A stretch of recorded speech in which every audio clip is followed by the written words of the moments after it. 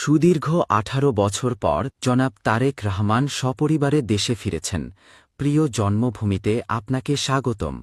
দেশের কল্যাণে নিবেদিত হোক আপনার এই প্রত্যাবর্তন, মসৃণ হোক আপনার আগামীর পথ চলা।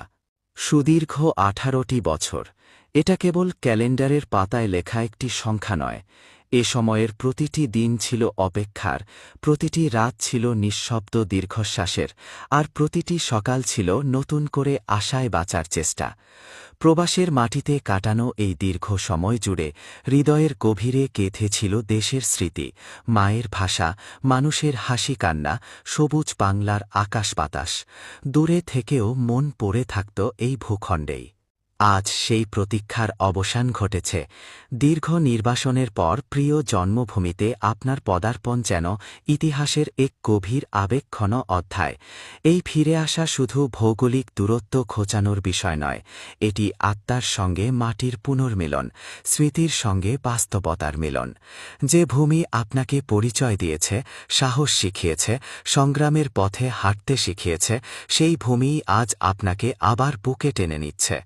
আপনার প্রত্যাবর্তনের সঙ্গে জড়িয়ে আছে অগণিত হৃদয়ের অনুভূতি, আছে সেই মানুষগুলোর চোখের ভাষা যারা নীরবে অপেক্ষা করেছে, যারা বিশ্বাস করেছে সময় যত দীর্ঘ হোক ফিরে আসার সূর্য একদিন উঠবেই। এই আগমন অনেকের কাছে নতুন আশার বার্তা, অনেকের কাছে অতীতের বেদনাকে শক্তিতে বদলে নেওয়ার উপলক্ষ। এই দীর্ঘ বিচ্ছেদ আপনাকে শিখিয়েছে ধৈর্য, শিখিয়েছে সহনশীলতা, আর শিখিয়েছে অপেক্ষার গভীর অর্থ। জীবনের কঠিন সময়গুলো মানুষকে ভেঙে দেয় না সব সময়, কখনো কখনো আরও পরিণত করে, আরও শক্ত করে তোলে। সেই অভিজ্ঞতা, সেই উপলব্ধি দেশের কল্যাণে কাজে লাগুক, এই প্রত্যাশাই আজ মানুষের কণ্ঠে কণ্ঠে। দেশের মাটি আজ শুধু আপনাকে স্বাগত জানাচ্ছে না, বরং দায়িত্বের কথাও স্মরণ করিয়ে দিচ্ছে।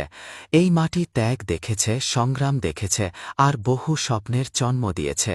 এই ভূমির মানুষ চায় ন্যায়ের পথে চলা নেতৃত্ব, চায় সহমর্মিতা, চায় এমন পথ চলা যেখানে ব্যক্তির চেয়ে দেশের কল্যাণ বড় হয়ে ওঠে। আপনার এই প্রত্যাবর্তন হোক বিভক্তির ঊর্ধ্বে ওঠে ঐক্যের প্রতীক, অতীতের কষ্ট ভবিষ্যতের প্রজ্ঞায় রূপ নিক। রাজনীতি হোক মানুষের দুঃখ লাঘবের মাধ্যম, ক্ষমতার নয় বরং দায়িত্বের ভাষা। দেশের প্রতিটি মানুষের মুখে হাসি ফোটানোই হোক আগামীর লক্ষ্য। আল্লাহ তাআলা আপনার জীবন ও আগামীর পথচলাকে হেফাজত করুন, সব অপবাদ, বাধা ও অকল্যাণ থেকে আপনাকে নিরাপদ রাখুন। আপনার প্রতিটি সিদ্ধান্তে থাকুক প্রজ্ঞা, প্রতিটি পদক্ষেপে থাকুক ইনসাফ, আর